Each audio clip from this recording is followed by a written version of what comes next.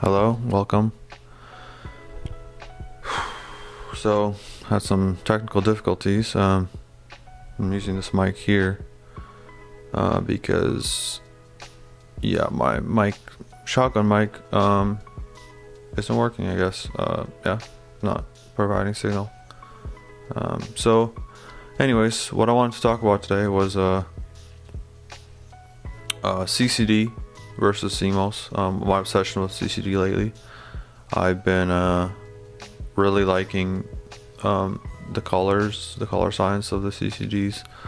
I've been really just liking them as a camera lately.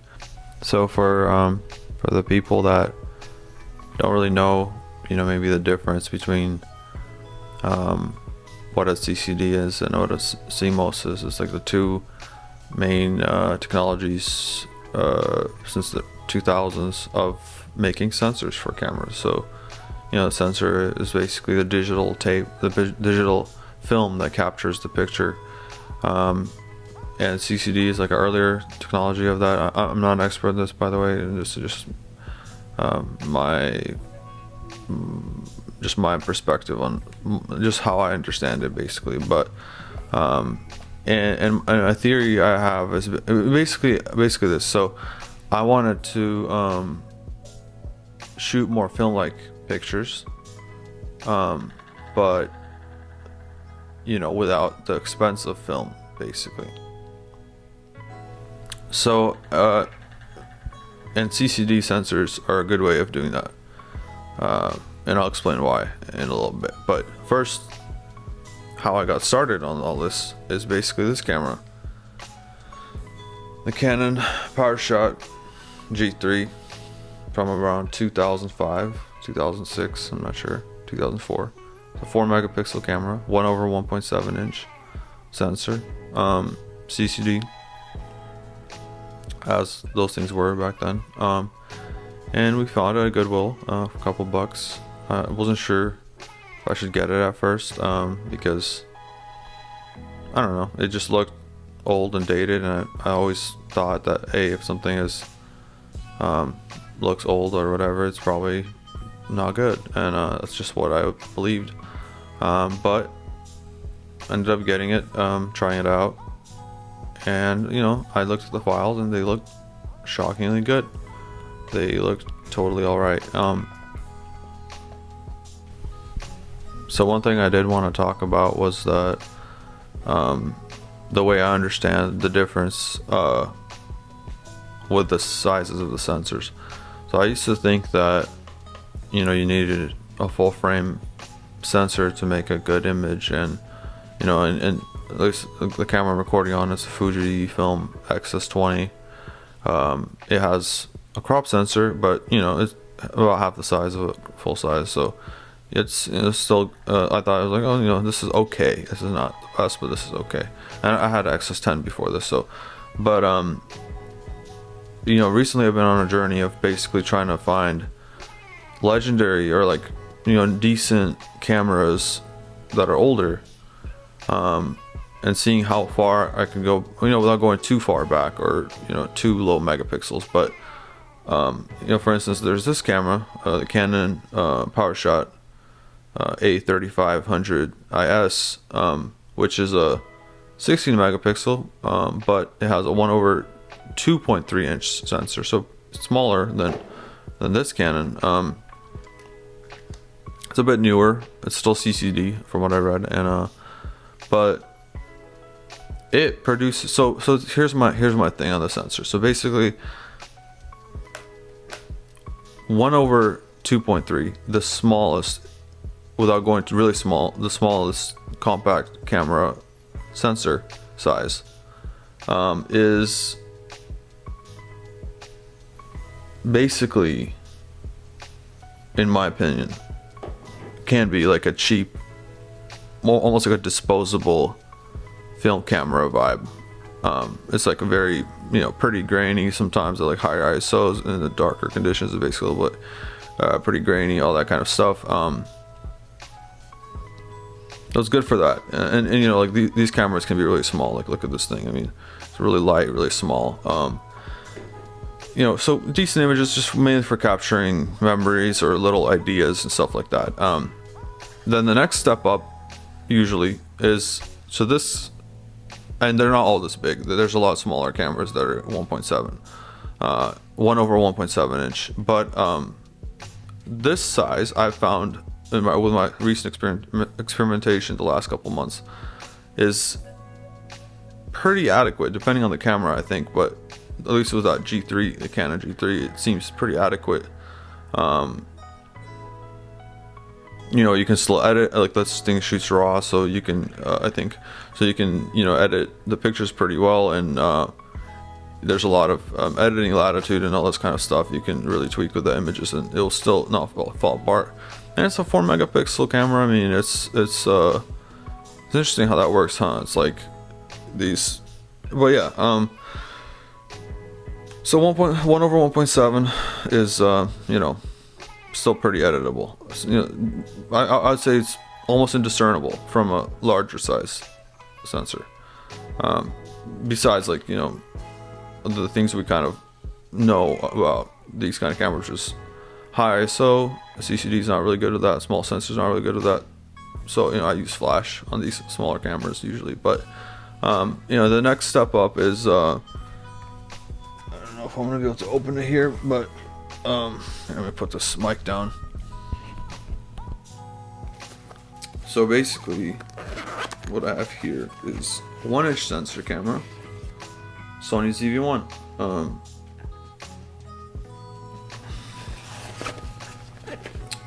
You know, really good images, good size, good size sensor. That's a CMOS sensor camera. But I've been really obsessed in a way with the CCD look, and I'll explain later why, or explain more in detail why. But also 1-inch, the camera I'm recording on is a crop sensor. This is also a crop sensor. It's the Fuji X100 original. It is, yeah, crop sensor, really good size. That's a CMOS also. And the next step up, or actually before crop sensor, I forgot, there's also the the 4/3 system, which is you know, I have here. A great system. This thing is a beast, a tank of a camera. Look at that thing. I mean, it's massive. That's a 4/3 sensor, so it's a little bit bigger than a 1-inch, probably like a third bigger or something, 2/3. I'm not sure, but really, I mean, good images. You know, not as good as low light or whatever as a full frame, but it's good. And that one actually is a magical one in particular because it has that Kodak CCD, which if you know anything about that, that's something that the Leica M8 has. A few other cameras, a few other Olympus cameras have it. Very legendary sensor. I actually plan on making a video about that in the future, probably. You go more in depth into, you know, what makes that sensor so magical and all that kind of stuff. But so my theory on why CCD sensors are, like, to me, as interesting as they are, is because I have a theory that, or at least, and I've heard this before from other people, is that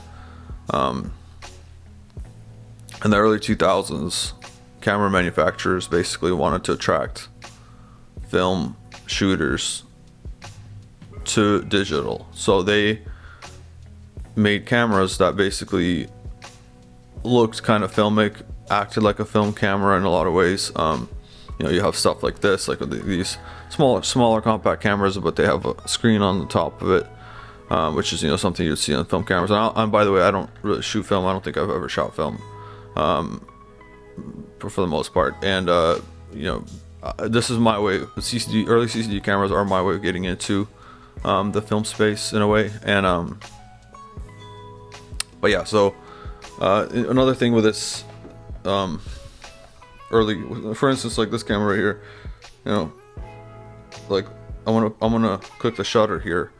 And I just want you to listen to the shutter. It to me sounds like a film camera shutter. Here, one sec. Let me play this. Yeah, beautiful sounding, you know, shutter activation. You know, and more recent digital cameras, they've been getting better and better at, you know, kind of having everything be more clinical and more, you know, the pictures look basically how you see them. I mean, you can edit them and all that stuff, and I do that myself. I love doing that. But for instance, those Kodak cameras, like this E500, for instance, they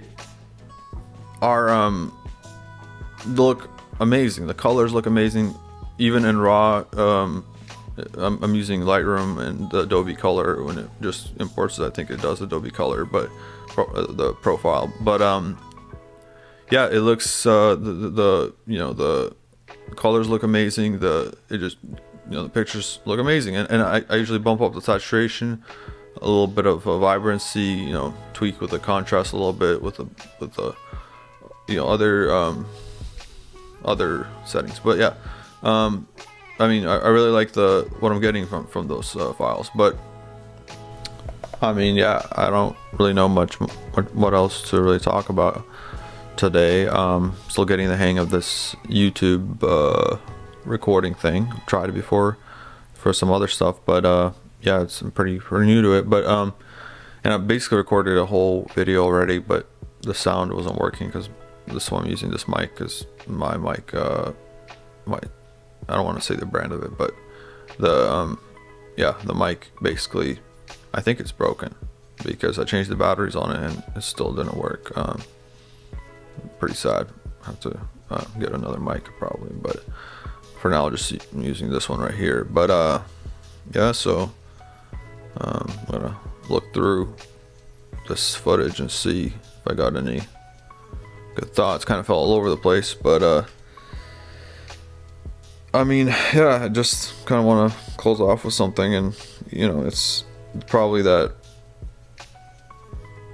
if you want to try something out, something new, you know, a lot of these CCD cameras, they're really cheap on eBay or you know, your local Goodwill or whatever, wherever you want to look.